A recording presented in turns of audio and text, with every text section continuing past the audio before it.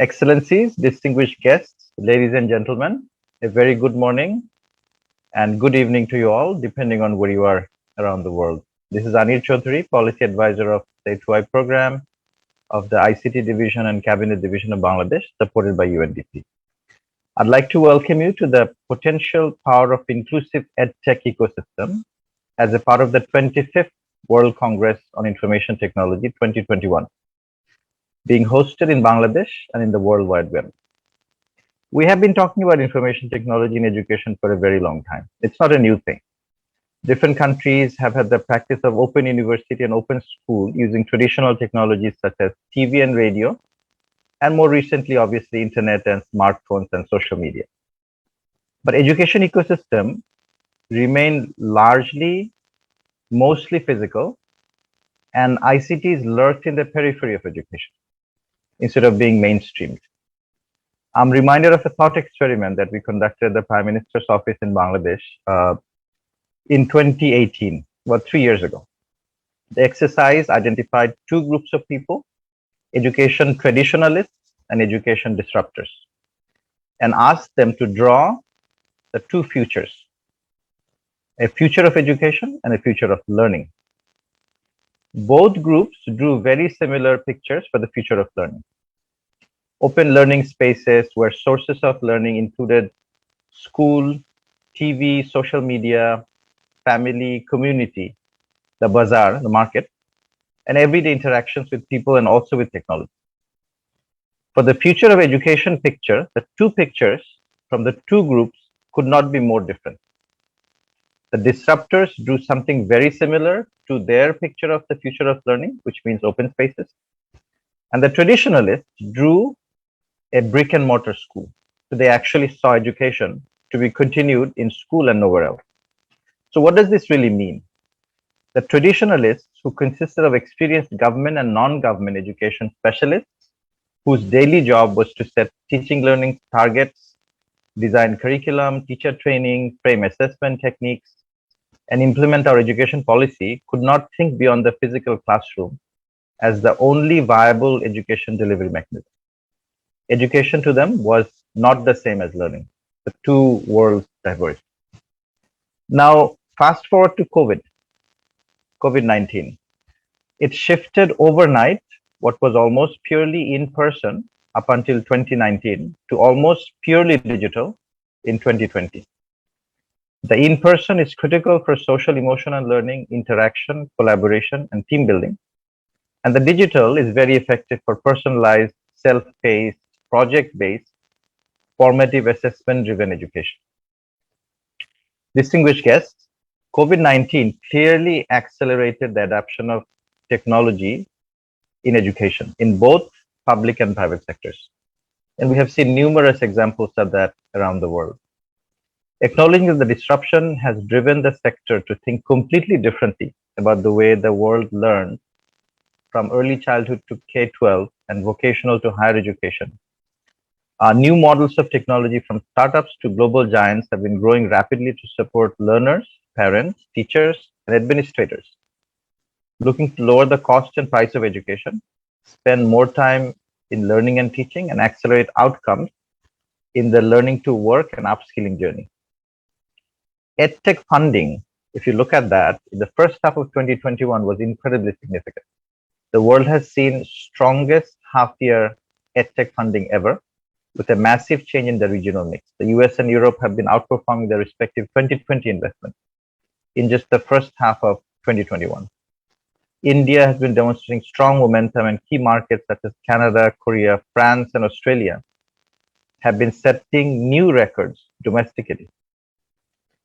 So in this backdrop, we have designed today's session on potential power of inclusive EdTech ecosystem. I emphasize the word inclusive because we don't want an education technology that supports education only for the elite, only for the people who can afford the devices and connectivity and the content.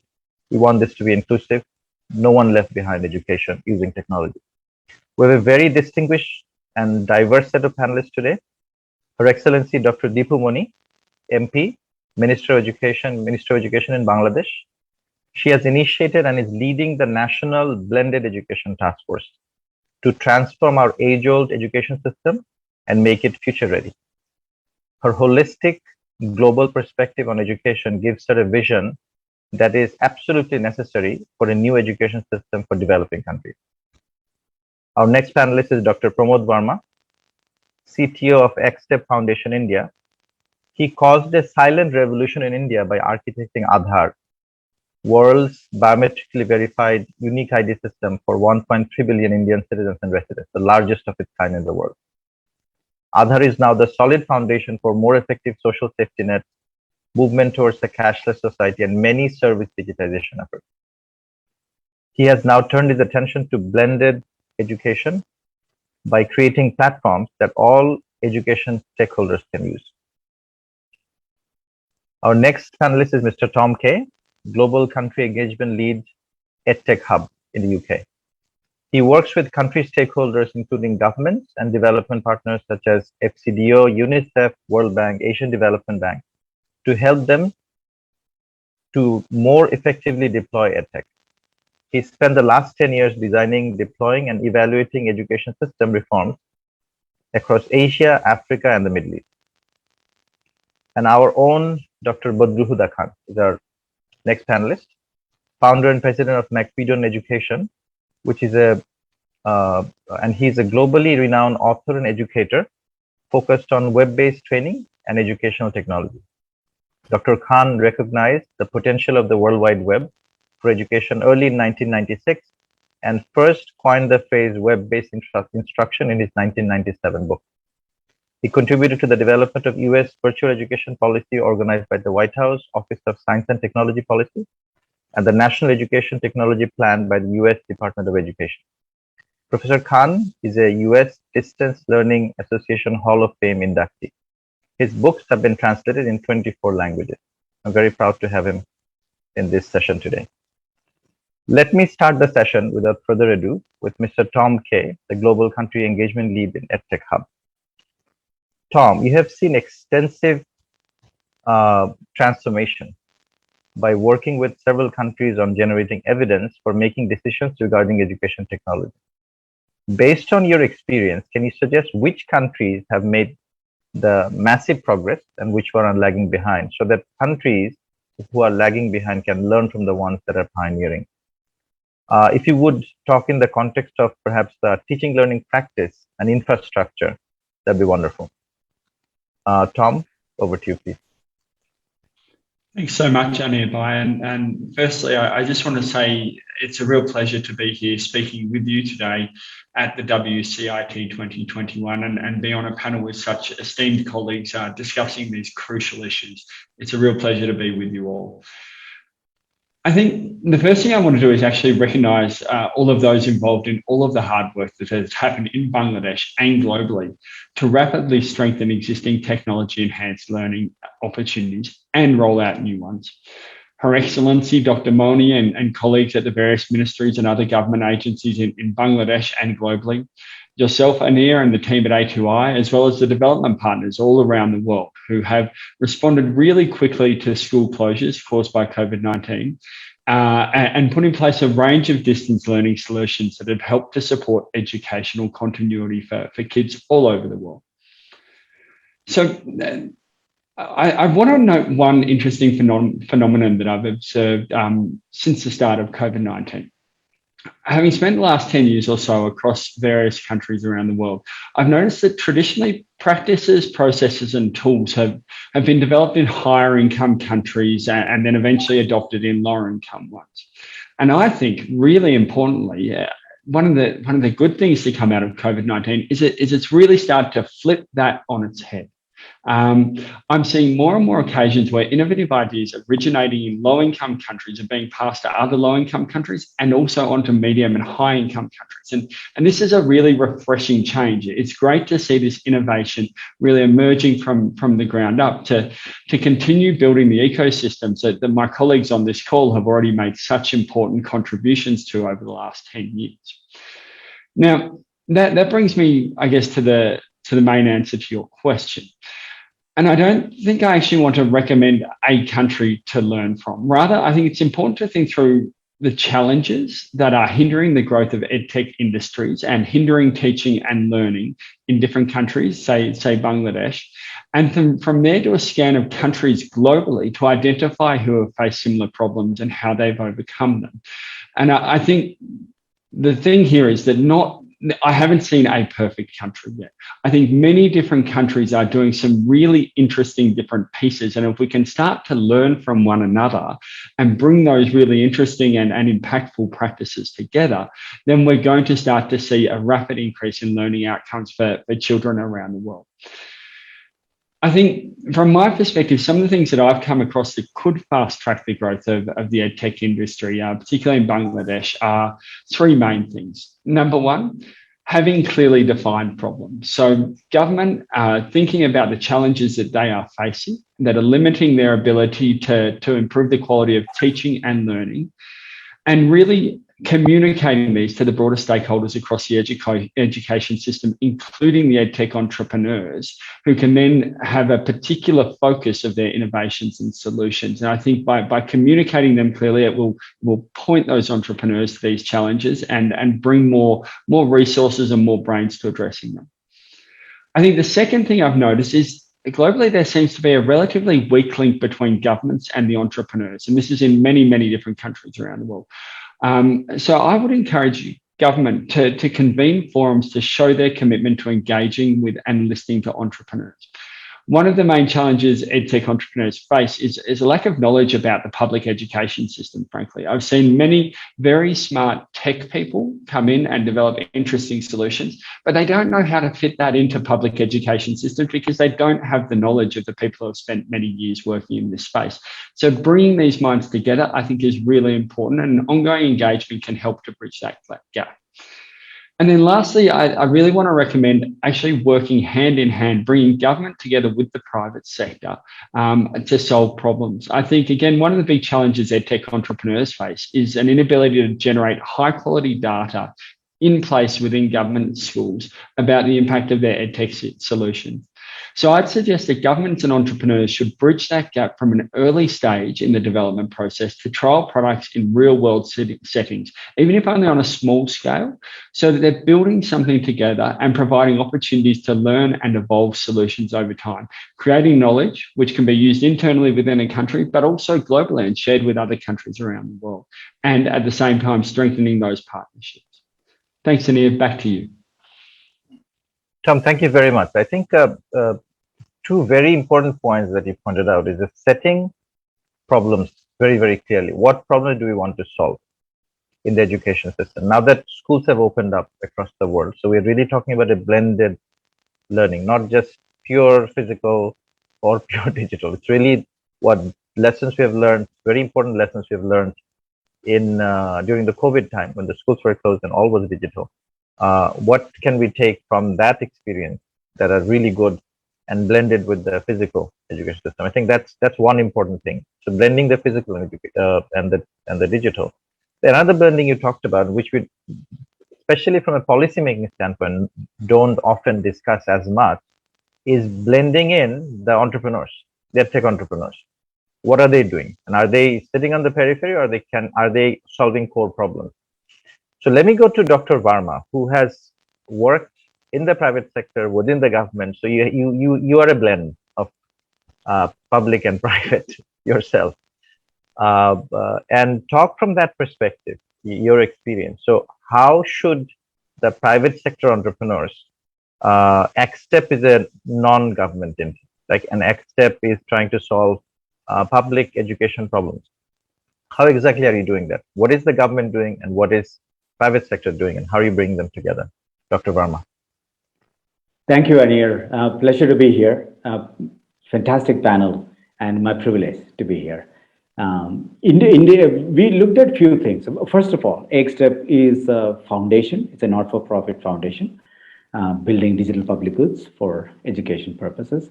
But we work very closely with the government, and I want to talk about a few things today to set this up. One, India has recently brought out our National Education Policy, NEP. I think as a country, we have 300 million odd children. I mean, very large country, highly federal, 22 official languages, 100 odd regularly used languages, and 800 plus languages which are still very actively used. So the diversity of this country, diversity, economic diversity, language diversity, cultural diversity of this country necessitates the policy that's harmonizing and not uniform, not like everybody being cookie cutter, and that doesn't work for us. So the policy is really trying to change few things, and I want to narrate few of them. One, changing the learning from memorization, reproduction point to practice and application. So that's a fundamental ask now, saying that we have done a great job in the industrial era, memorizing, reproducing, but that's not enough. This is a time for us to get the foundational learning, applicability of that learning, right? Learning to learn, right? For the children. So I think there's a lot of focus on that NEP if you read that. Second is changing the mindset from an employee to an entrepreneur. We want the first country want to invest in the first 25 years of that young child, so that the next 50 years the child can give it back for the country, right?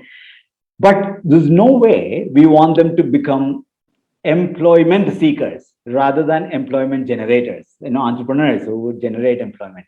That is a mind shift change, and that requires fundamental education to itself to cater to supporting entrepreneurship. So that's second thing. Third, we definitely realize digital is not necessarily the only way to get education across. Digital always remain, technology always remain a tool to achieve what we want to achieve. But we must still recognize at that time that there will continue to exist large gaps in the access, ability to access smartphones, internet, and so on. And inclusive approach is absolutely very key. So there is a lot of focus on inclusivity in the NEP. And the fourth aspect, I think, is the de-siloization. Traditionally, our educations are very linear. That means once you learn science, you are pretty much on a track to become an engineer, or you go to sort of become doctor, lawyer, the traditional way of how we did it in 60s and 70s and 80s, right? But we are now significantly de-siloing and collapsing that linearity and saying that no, you can actually move from science to art to back to humanities to something else. And the ability for that child to carry the credit, academic credit that they have earned, that girl has earned, to seamlessly transfer from domains to skilling to education is very, very key. So we are de-siloization of the education industry is happening. So between school education, higher education, and skilling, we are de-siloing big time. And that's very, very big for us. And the fourth, the last one, is the ability to carry their learning and social credit and earnings and credits, everything in a digital fashion. So one of the things we always talk about in NEP is the ability to be digitally native, but the ability to be phygital on the experience side. We can't say everybody go digital. We can't say everybody stay in the physical school.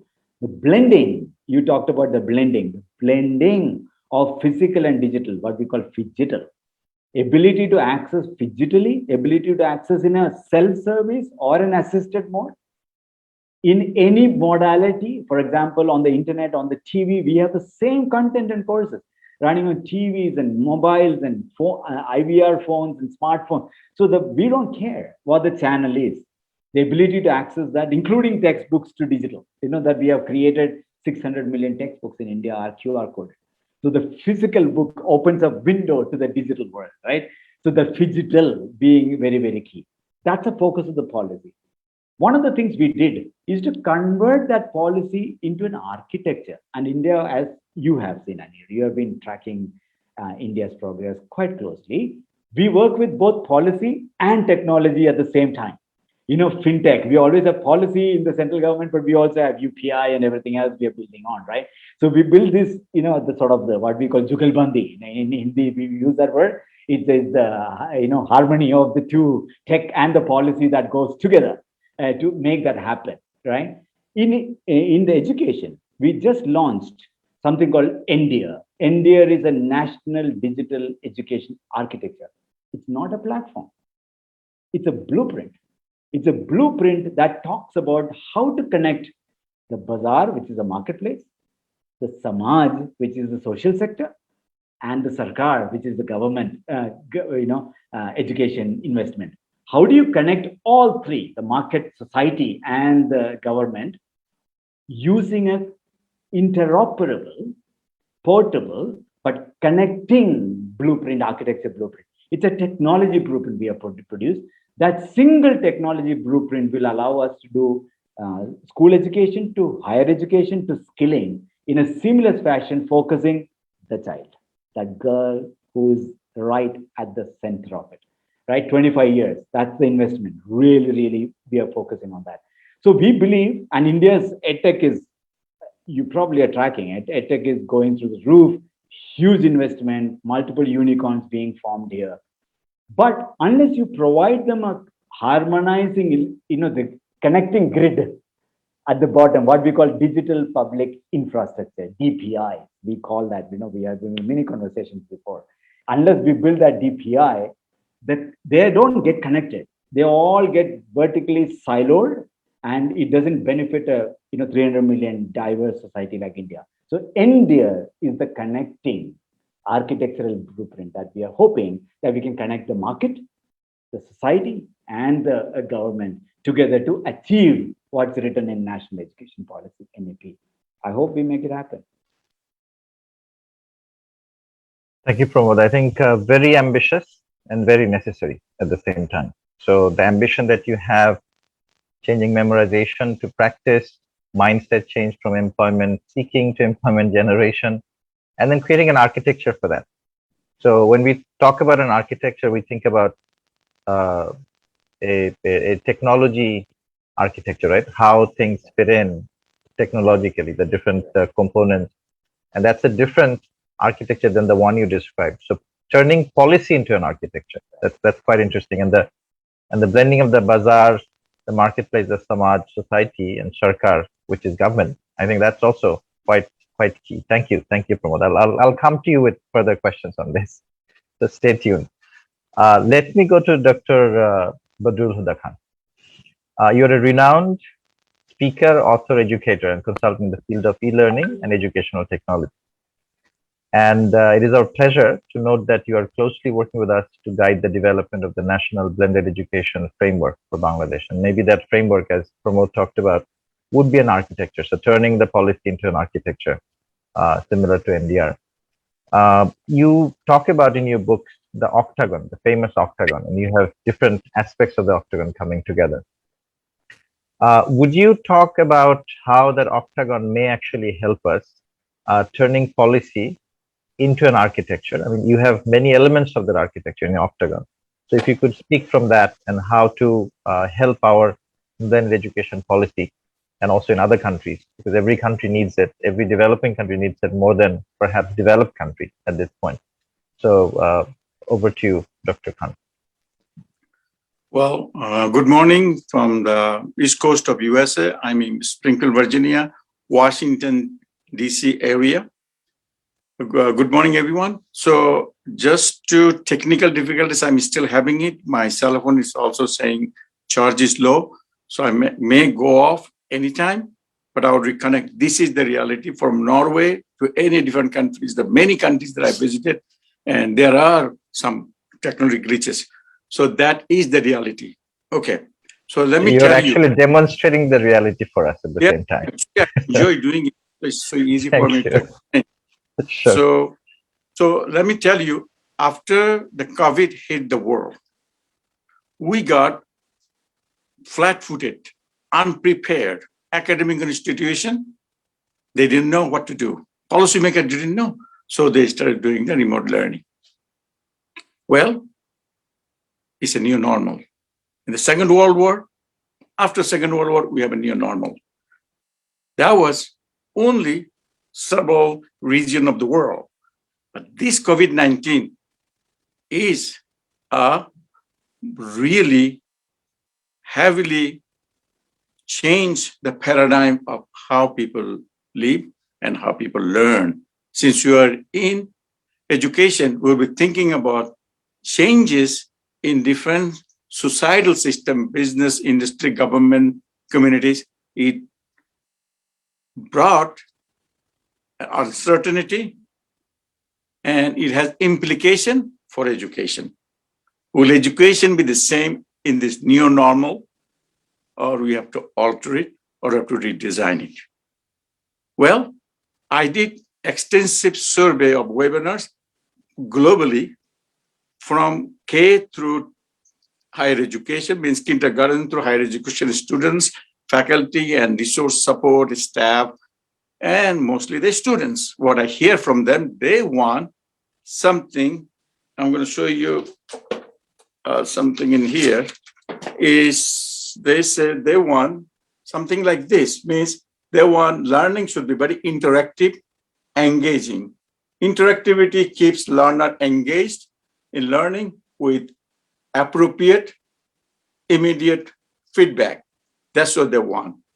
They want usable, accessible, or you can say that they want device independent. In that digital world, learning materials and experiences should be designed to work across multiple devices, you see, and platforms, smartphones, tablets, laptops, and to take advantage of the tools available to learners. Like I said, they want usable, accessible. So that means learning materials should be designed in the most efficient way so all learners, including individuals with disabilities, can easily access and use them. Learning has to be single objective focused, meaning that learning experiences should be broken up into focused single objective lessons with measurable outcome to boost knowledge that transfer and retention for the learner and keep learners focused. Short duration, they want something that our learners' attention span are becoming shorter. Therefore, learning in snippets, micro-learning, are more attractive to learners in this new COVID-19 post-era. Retention boosting, they want that delivering content meaningfully in bite-sized chunks reduces information overload, improve attention span, increases motivation and engagement. Learners can gain important knowledge quickly. And then it has to be independent, but part of the whole. You see, you're not making the learning any smaller, but you are making learner that learn something that is part of the whole course. So let me tell you, and I'll come to the framework. If you think like this, I'm just going to, it's like this. If the goal of your course is, goal of the umbrella is to protect you from rain. So each spoke of the umbrella should be considered performance-based objective. So if we systematized education, we need to make sure that we are focusing on what learners need. So these learners also need that they has to be very cost effective. So now the question is, to do all this they wanted, what do you need? I think you need some guidance. This is the guidance. This is the framework that he was talking about. So the framework is first that when I worked on it, I said, okay, one of my students at the University of Texas, he's not with me. He is Amazon Forest. How would I design a course, a web-based instruction course in 1997 for him.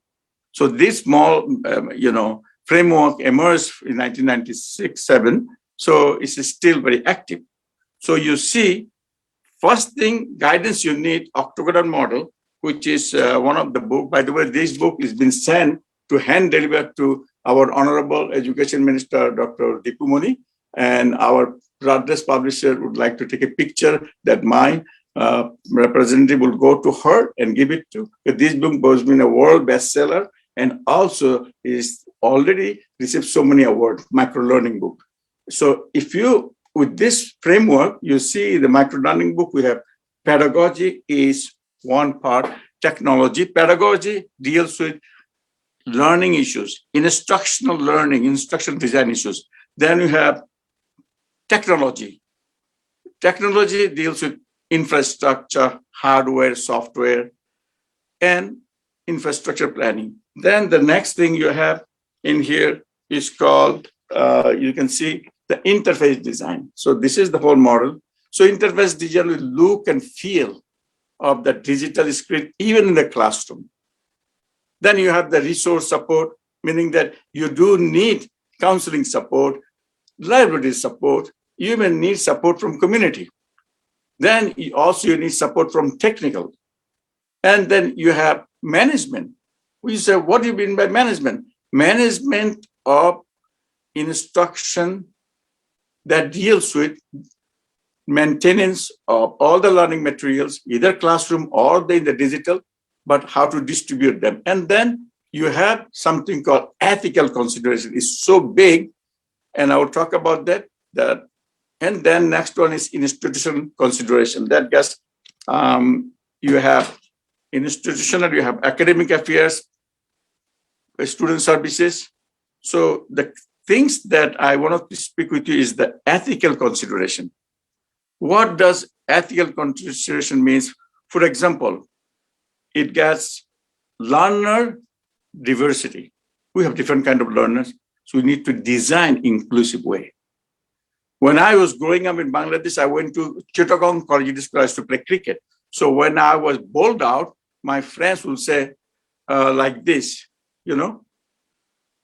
So this sign is good in the United States, but this sign was derogatory when I was growing up. So what happens, we need to think about cross-cultural communication. How people, since we are going global, a course from Bangladesh should be designed such that others in the world can understand it. Legal issues. How students are learning in the blended approaches. If they participate on digital transactions or digital communication, digital discussion, they should be taught the rules and regulation, how to behave digitally, and also copyright issue. So ethically, geographical diversity. Suppose it is 9 o'clock in the morning when probably 6, 7 o'clock in Bangladesh during the evening time, morning time. So even in the United States, we have 6 time zones. So if I'm offering a course 8 in the morning from Washington, D.C., my students in Hawaii, it will be 4 in the morning for that person. So geographical diversity, we have to think about. So ethically, there are so many issues. Emotional intelligence has become one of the most critical and important survey that got global webinars that we have done over many years, many months, I would say. So we need to think about this mental condition of students. It's just having good hardware and software. I have everything. You see, I have my 2 fancy computer on the side. Somehow they're not connecting. And I'm using my old cell phone. This is the reality. This is the reality would happen when you're giving a talk. Even one of my Harvard dean who participated with me in a discussion, all in a sudden, Dr. David Doyle, his computer not working from home, some internet connection. So he had to go to the next door, next neighbor to use their computer in the COVID situation. And he said it on us. So these are the reality. You need to start thinking about technology is not the solution to the problems we have. Technology is the sidekick, is the tool. We need to think about pedagogically how one learn. We need to think about our emotional intelligence. can we handle it? You see, when you talk about the blended learning, you're talking about all in a sudden, you're doing classroom and then you digitally ask them to participate in this is the discussion online. So they don't know. So transfer the knowledge and even the humanly going from one place to other place, it is a paradigm shift. So we need to, when you are blending, we should not blend because we need to do blending. It is good. No, you need to go to Bloom's taxonomy, where it's a low cognitive to high cognitive. If the content requires your psychomotor skill, like a surgery for the medical students, that cannot be done digitally. But at Harvard, they use flipped classroom. You show the video through the e-learning, and then they have to go to actually operating table to test the blood, talk to the patients, and do this is psychomotor skill practice. So blended learning, we have to do in a way that it be determined, by the content. So my things stay slow, sorry. So my last one in here is this: we need to be more focused on the learners, where they live, what context they are in, and what they're learning. When what they're learning, we need to know about curriculum versus instruction. A lot of people make a mistake. Curriculum means what to teach. Again, curriculum means what to teach. Instruction means how to teach. So if there's a program in public health, what are the curriculum, what to teach? But how to teach is instruction. And when you say instruction, we must use the instructional design principle, and that emerges from learning theory and instructional theory. So I raise the case, and this is how the reality is. This is going to happen over the time for people participating in online discussion. They will have problems.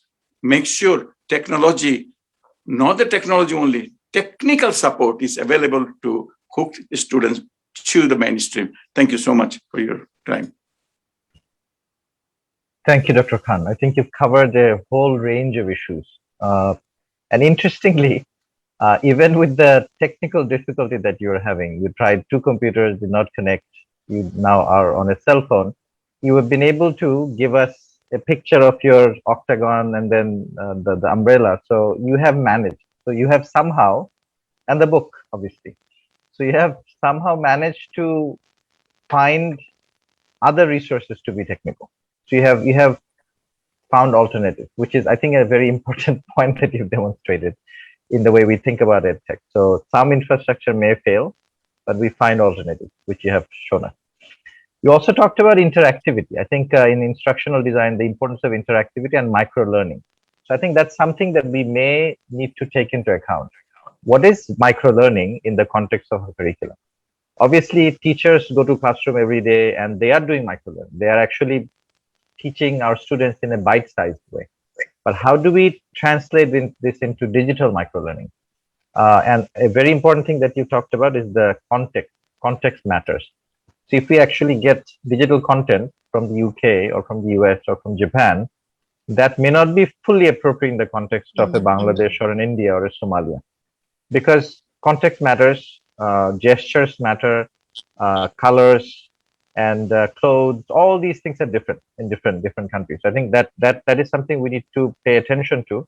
And therein lies the issue of local content, that we need to generate massive amounts of local content.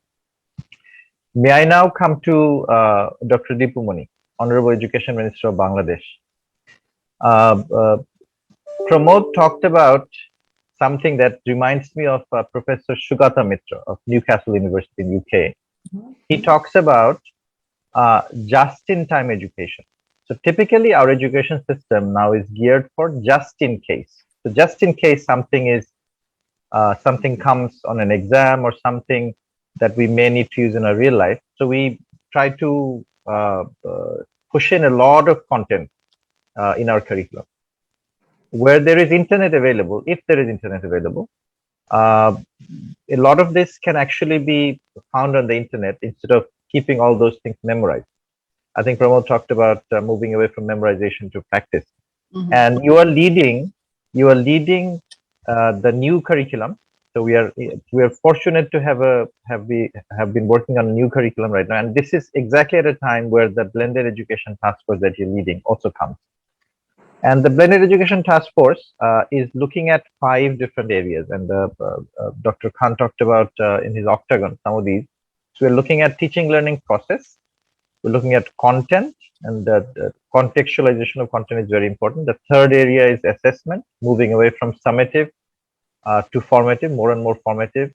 The capacity of the teacher so that they can be resourceful, and the inclusive infrastructure so that we don't leave anybody behind.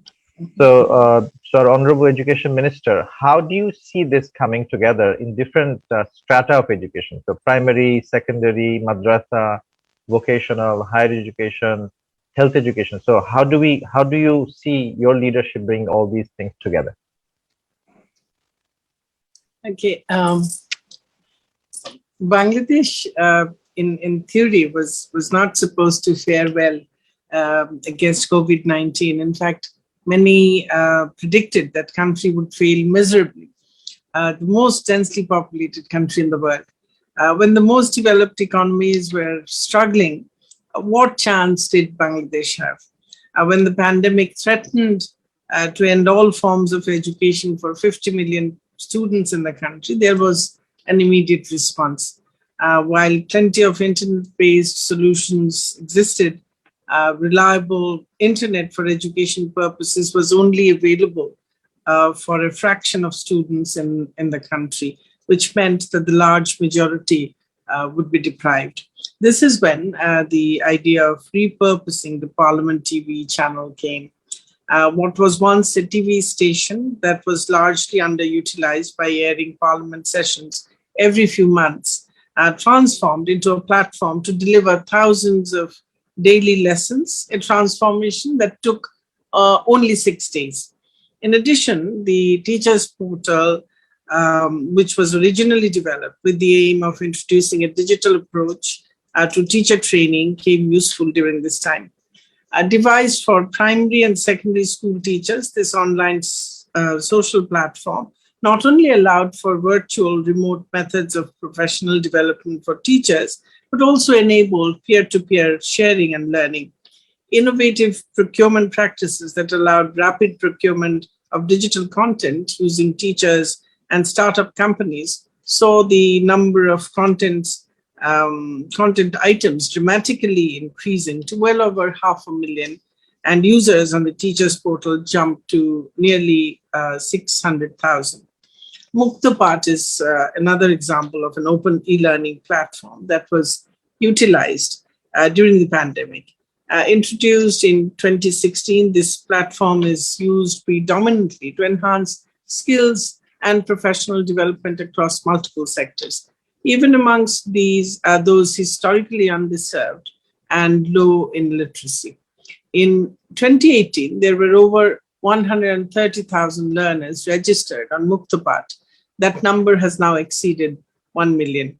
All of these platforms were made possible thanks to joint efforts of the Ministry of Education, Ministry of Primary and Mass Education, and A2I. However, we are aware that this is not enough and more needs to be done. And COVID-19 has indeed made us aware the need and the opportunity to create an education system that is adaptive, anti-fragile, and anticipatory in response to this current pandemic and the crises ahead.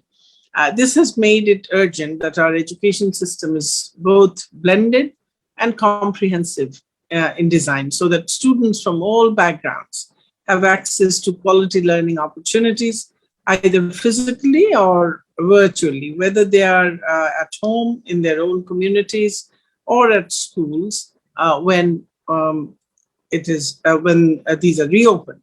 We want to make sure that all students have access to an inclusive learning ecosystem, irrespective of their access to technology at home. Therefore, we are developing a national blended learning framework that has 6 sector-based committees: primary, secondary, higher, madrasa, technical, and health.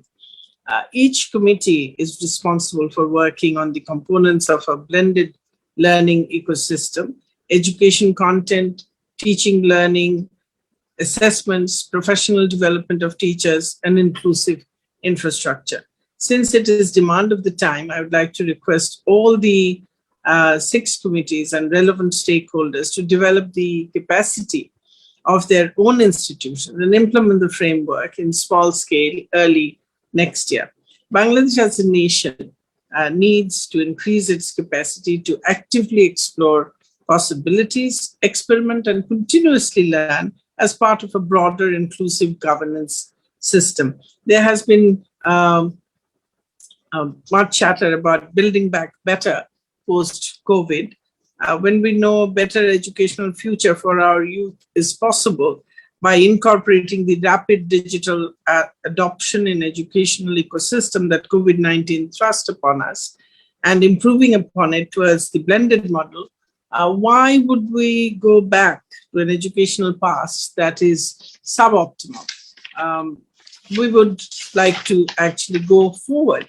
Why not make a commitment to take the best of both the digital and the physical and build forward better to a blended learning paradigm that is learner-centric, personalized, equitable, and inclusive through all the dimensions and sectors of education up and down all the socioeconomic echelons and across all nations, so that each and every learner has an opportunity to a quality education and quality and dignity in life.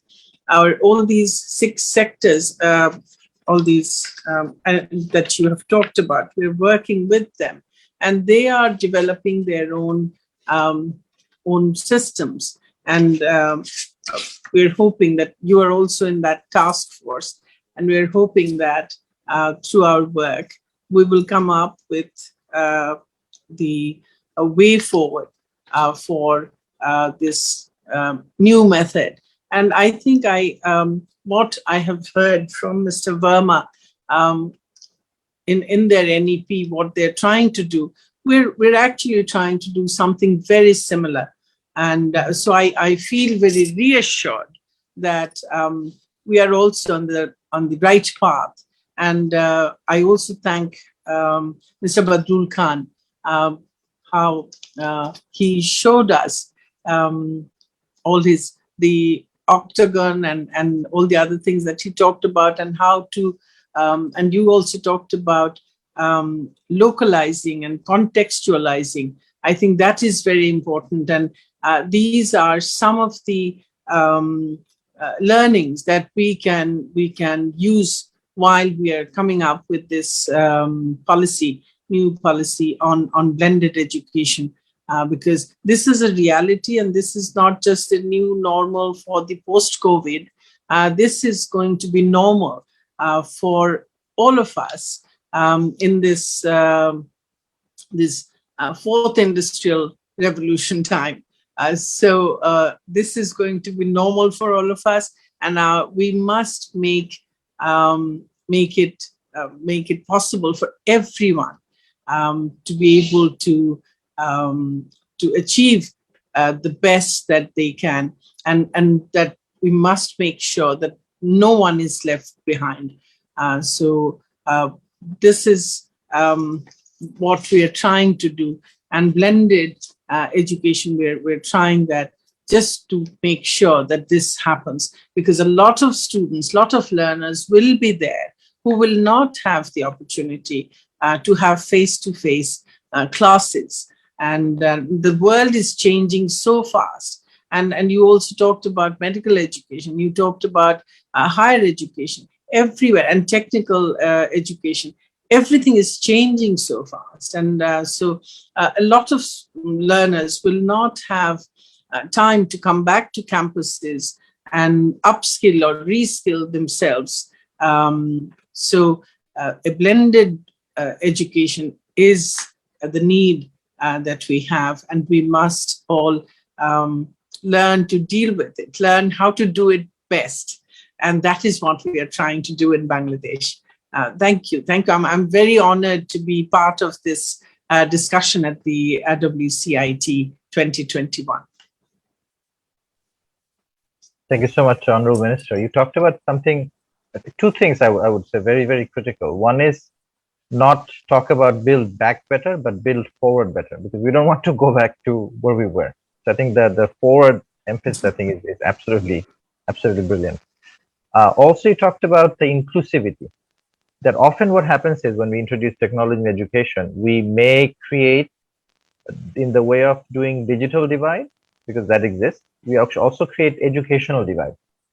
And you emphasized and you committed that we will not create that divide. So we'll actually use digital to reduce education divide, not widen that. I think that's a very strong commitment and a very strong design consideration that we have to have in our curriculum, content, assessment, everything. So I think that thank you so much for that. I think that's very educational, instructive for the world, and the world is watching this program today. Tom, let me come to you one more time. You've heard the brilliant discussion and reflection from the three other co-panelists you have. Let me talk about evidence and how evidence informs policy. So what digital efforts or what EdTech efforts work or have worked and what haven't? How do you differentiate between the two so that the ones that work, and it may, I understand it may differ from context to context. So you obviously pointed out it's a learning journey and we don't have a quick cutter approach. We cannot copy and paste from one country to another. So we have to learn as a lot of it is learning by doing. But still, from an evidence standpoint, what works and what doesn't, and how would you suggest what we do in Bangladesh and also in other developing countries? Thanks, Anirbai. And first, can I just say, wow, this has been a fantastic discussion so far. It's been so interesting listening to the comments made by my colleagues on the panel. You've asked a question that's very dear to my heart, Anir. One of the reasons that the EdTech Hub was created was it was recognised that globally we had very little robust evidence about what works when it comes to the deployment of EdTech. And so EdTech Hub was created to really investigate what works, not just what works, but what works for whom, in which context, and why. And I've been very, very explicit when I said those words there, because I think we all know on this call, and we're becoming more and more globally aware, that you cannot pick up and transplant an intervention from one context into another context and expect it to work in exactly the same way. The cultural factors, the political economy, the economics, all of these kind of contextual elements really guide the potential success of EdTech interventions. And so really understanding how these elements impact the rollout and the potential success or otherwise of EdTech programs is a really important area that needs a lot more focus. I think when it comes to the generation of evidence, there's a few things I want to say. Firstly, traditionally, when we've talked about evidence, we've talked about research, academic research, scientific journals, and the generation of evidence through really robust methods like randomized controlled trials, which have told us whether something works when trying to control for all variable factors. And that's really the underpinning of an RCT. It's trying to identify what works and make a categorical statement about that in a lot of contexts.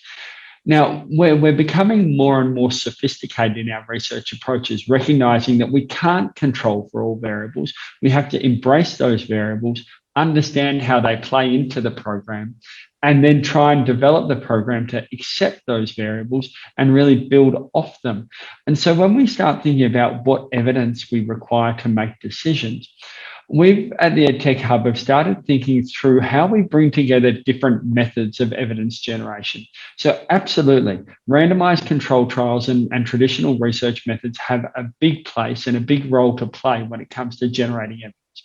At the same time, we've started adopting more agile methods also, things that we call sandboxes, where we roll out a rapid iteration of a program over the course of 6 to 12 months. We'll design an intervention, roll it out, collect data, analyze it, and then refine the intervention, roll it out again, collect more data, analyze, and do that in multiple sequences to really rapidly learn about what works. And it's far more agile than some of those more traditional randomized control trials that take 6, 12, 24, or 36 months to generate results.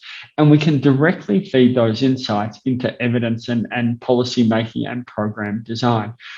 And I think that touches on a second thing that I want to talk about. And that is the nature of evidence and how we transfer that. One of the roles that I play at the EdTech Hub is to lead our global country engagement work. And in each of the countries that we focus on, we actually have people based in the countries to work directly with governments to take that knowledge and those insights from global best practice and bring them in and work with governments to think about how to best apply them in the local context. We know that having an academic paper in a journal behind a paywall that people might not be able to access is not going to influence how we design programs and policies. What influences programs and policies is where we all collaborate together, we sit side by side, and we work to integrate the findings that we have that are emerging rapidly all over the world into those policy and programmatic designs. And so I think in summary, and I know we're a little pressed for time, so I won't go on, but in summary, I think there are two important parts. Number one, think about what evidence is required for you. What are you looking at? What's the challenge that you're trying to solve? And what is evidence of success? And then number two, when you're thinking about generating evidence, also think about the application in mind. Don't generate evidence in a bubble. Think about what you're trying to do and already have that pathway to uptake designed before you even begin the research where possible. Back to you, Anne. Thank you. Thanks, Tom. Really, very useful. Dr. Verma, Pramod Verma, you talked about digital public infrastructure. Now, it's a new term for many of us. What does that really mean? And when you talk about digital public infrastructure, how do you ensure that it's inclusive, at least from a connectivity standpoint? I think what we have seen as we try to put content online on the internet and on social media, we have seen, because of the digital divide that exists in the country, because of lack of affordability to access that content, connectivity infrastructure, lack of devices, this content was not reachable by most of our students. I think that's probably the case in many developing countries. That's why we had to repurpose, as the Honorable Minister said, repurpose Parliament TV into Education TV, and that worked better. But it was not interactive. So from a digital public infrastructure, what are the elements that you want to see happen? Or what are the design considerations to make it inclusive? Excellent. Thank you. The digital public infrastructure, the idea of digital public infrastructure is no different from physical infrastructures countries lay. Countries invest in highways, invest in railroads, and invest in airports. These are so natural for countries for continued economic development and other activity.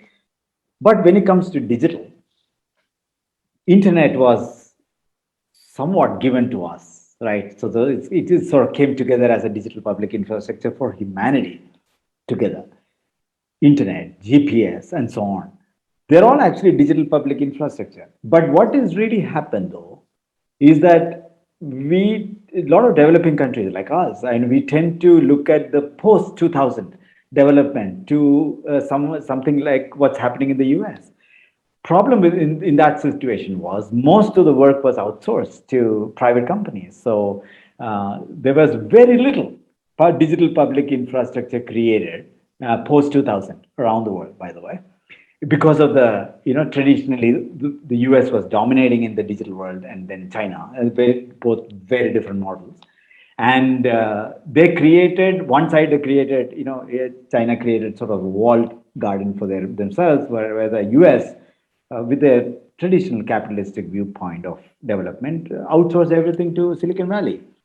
The issue was that there was no public infrastructure that was as a public good created. Now, a lot of us who are in this, our region, none of these models fit for us because we are still a developing nation. We still have a large diversity of population. We are still somewhat socialistic in our thinking and inclusive in our thinking, and we can't leave a lot of millions of children behind.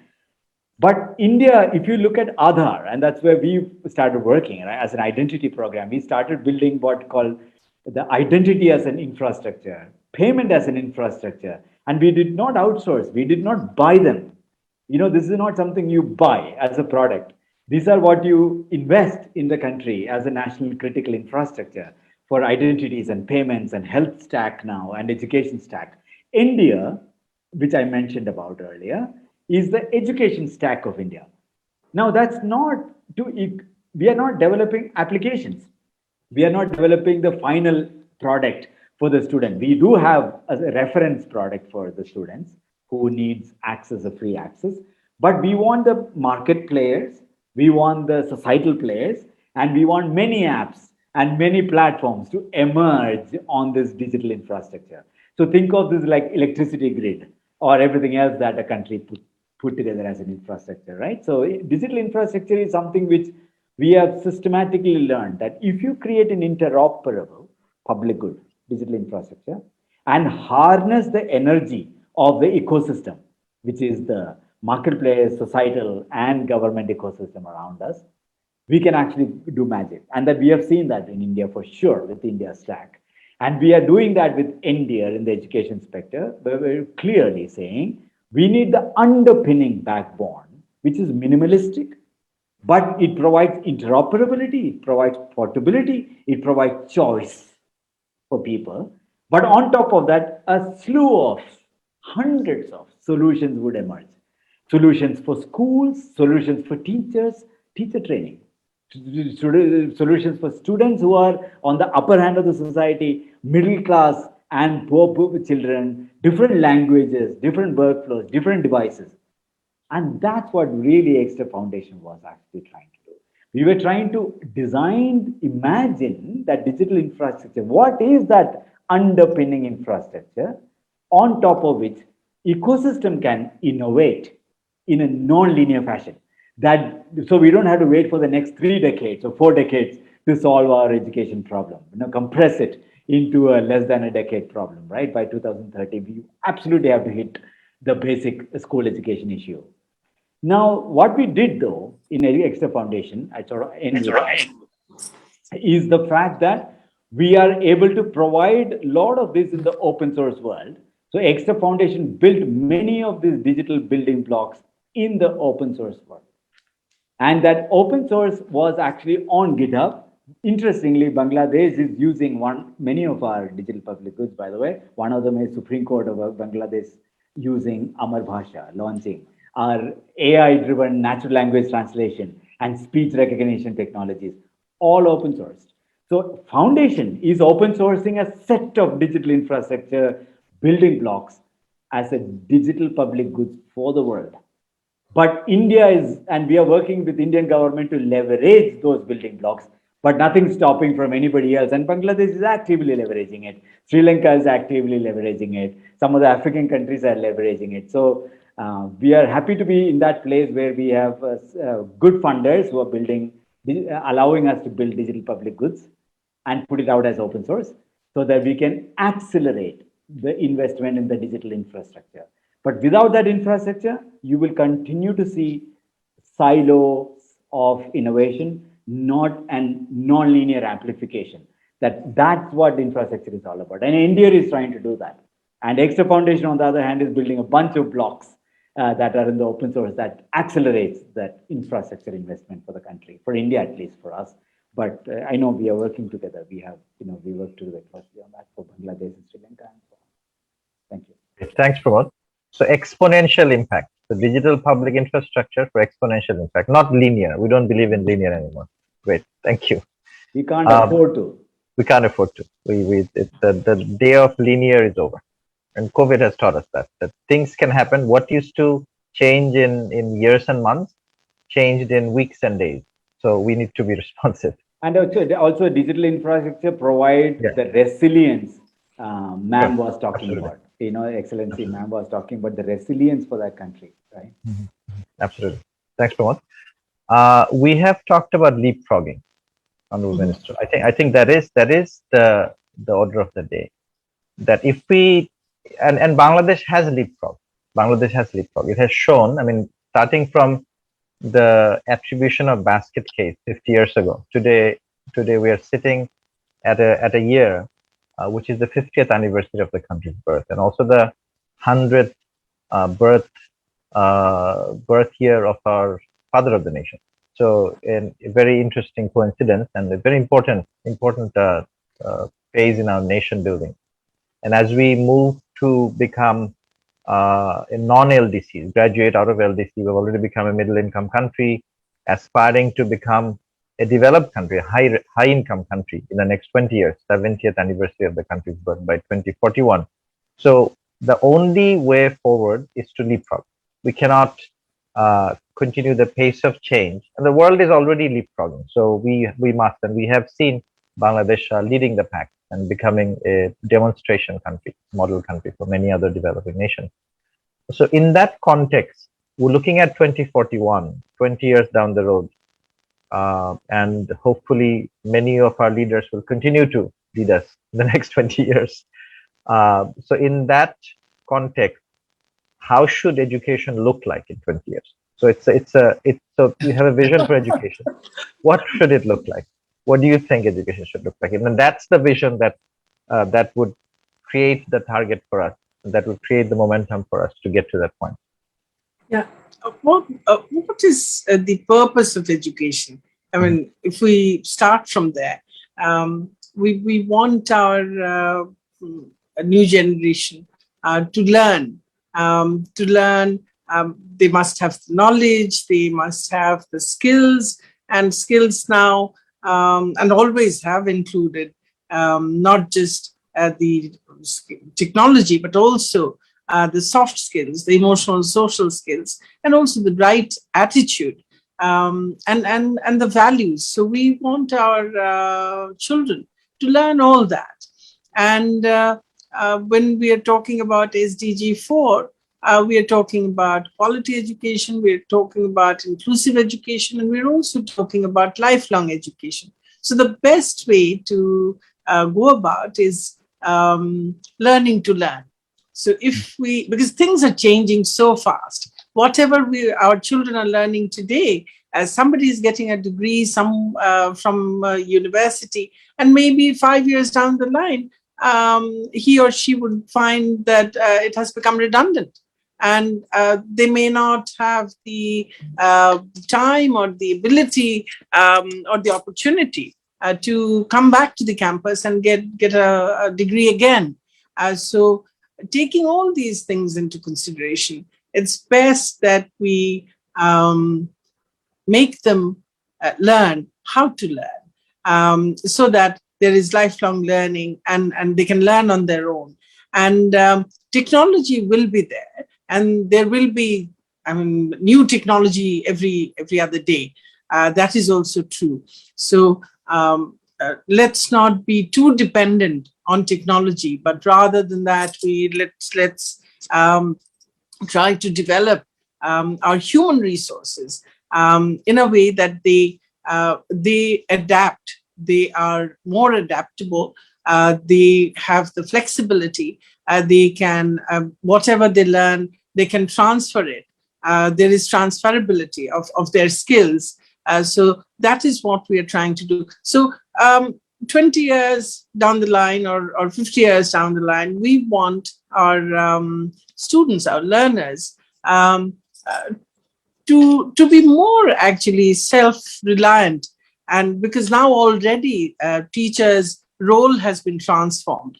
Now they're more like facilitators, because now resources, there are many sources of learning and sources of knowledge. It's not just the teacher. So teacher's role has become more of facilitators. So everything is changing. And in that context, we must make sure that our learners become more independent. They know how to learn. They learn how to learn. And they obviously use the technology, because that's the order of the day. But they also, all these finer aspects, the values, the soft skills, the ability to communicate, to be able to solve problems, to be able to think critically, all these things, that they acquire these skills, and they become more self-reliant. And in the next 2 decades, that they whatever we are going to become, we are already developing very fast. So, but they must also at the same time do not forget the past, and there must be collaboration. So it's much more of an ecosystem where is a lot of collaboration, not just between the public sector and the private sector, but also amongst nations, because we can all learn from each other. At the end, we will definitely have to localize it or contextualize it, but there is so much that we can learn from each other. So we must prepare our learners to be very open-minded and be adaptable. And that is how we see them, and be able to always keep on reskilling them, upskilling themselves, and be good human beings. Very, very good human beings. Yes. Very important point, Honorable Minister. Be good human beings. Right, absolutely. So thank you so much. I think the vision that you lay out, adaptive learning, learning to learn, become entrepreneurial. I think these are all the tenets of that vision that we aspire to. And EdTech hopefully will take us there.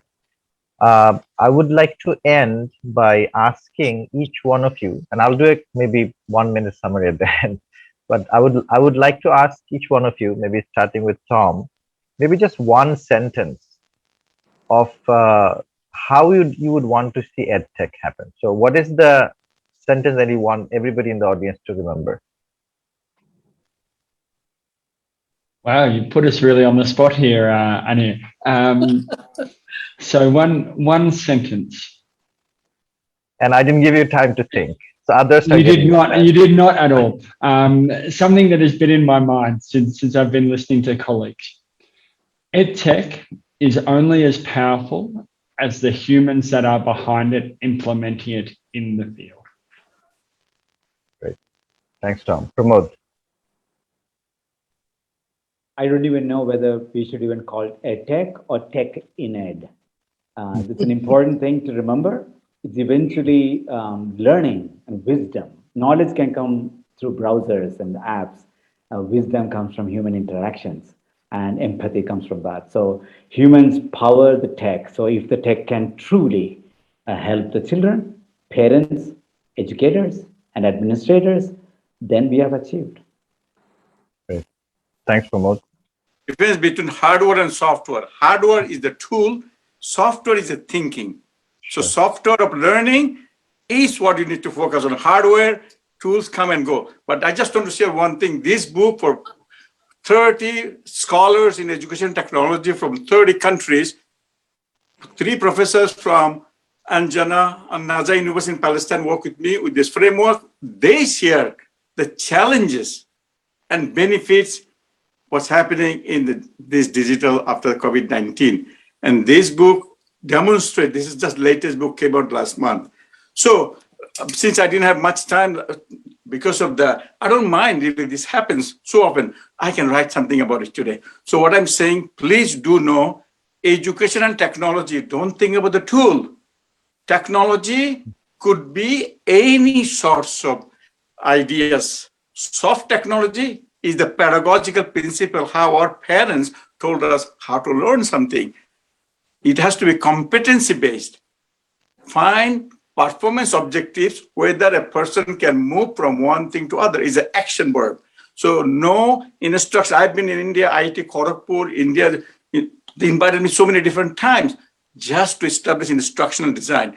They didn't have instructional design program in 1997, 2000. I don't know if they have it yet. So instructional design program is one of the discipline in the world. It started after the Russians sent the Sputnik to the world. And here in the United States, Professor Garnier from Florida State, he was working in the army, created an Skinner called teaching machine. Instruction technology is teaching machine. So we need to go back to understand the scene of commission, scene of omission. Scene of commission, what we have done did not work. Scene of omission, what we have not done could have been worked. So I would recommend globally that go back and see contextualize education for your local area and see what works there. What works in Bangladesh may not work in the United States because the way we teach, example of that professors or teachers to the learners and that pedagogy, localized pedagogy, localized blended pedagogy, localized online pedagogy, this should be thought about. And I appreciate the time, but I love the way that my time went today. This is a learning because we author, we write books, sell, people would like to know that. That's what in this book, all the challenges, 30 countries shared in this brand new book. So that means what they did, they took my model and said, oh, pedagogically, we don't do that. Technologically, we use the alternative technology. So do not think technology is something will guide. No, technology is the sidekick. Technology will tell you how to do things if you know how to use them.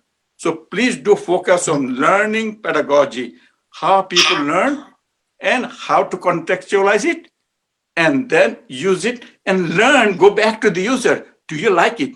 I do. Let's start to use it. You don't like it? Which one? I'm not going to use it. So blending should be based on the content and where to conceptualize it. Thank you so much. Thank you. Thank you, Dr. Khan. Thank you. What we will do is, since we're recording, we will probably break this up into maybe one last sentence that we will have, and then the one that before we'll blend that in basically. Thank you very much for that. Our Honorable Minister of Education in Bangladesh, your last word, please. Well, let's focus on humanity, on creativity, and on collaboration. And let EdTech be an aid. Thank you. Thank you. Thank you very much, Honorable Minister. So I've learned a lot of things today. And it is very difficult to summarize, but I'll leave you with 5 thoughts. One is education system. We want an education system that ensures learning to learn and that creates employment generators, not employment seekers. So that I think is a very important point I took from your discussion. Second is we don't want to be enslaved by technology, but use it as a tool for educational improvement with specific targets, specific problems that we want to solve, as Tom pointed out. Third is, I think we need a culture of innovation within our educators, within our education stakeholder community, including teachers, administrators, because context matters. We can't do cut and paste. Fourth is, we want many different types of collaboration, the ones that we know and the ones that we have not seen yet. Different types of collaboration with the private sector, startup companies, and also collaboration across nations, as our Honorable Minister pointed out. Because somebody may have found a solution to my problem, because problems are shared, and perhaps we can learn to another one, and we can adapt, not cut and paste, but adapt from that. And the fifth and the last thing is really about inclusion. Digital focus, EdTech focus often creates divides, and not only digital divides, but also education divides, because the haves and the have-nots are further marginalized. I think a distinct, specific focus on inclusion and not anybody to be left behind. Our Honorable Prime Minister always talks about development, but not at the cost of exclusion. So equitable distribution of EdTech across the entire society, market, and government. Thank you so much. It was a highly inspiring conversation. Thanks to all of you, all of our panelists. Thanks to the organizers, and thanks to the audience. Again, I would like to thank Honorable Minister Dr. Deepu Mani, Dr. Pramod Varma, Dr. Badrul Huda Khan, and Tom K. Thanks very much. Have a good day. Thank you, Anir. Thank you, colleagues. Thank you. Thank you, everyone. Thanks very much. It was very engaging. Thank you.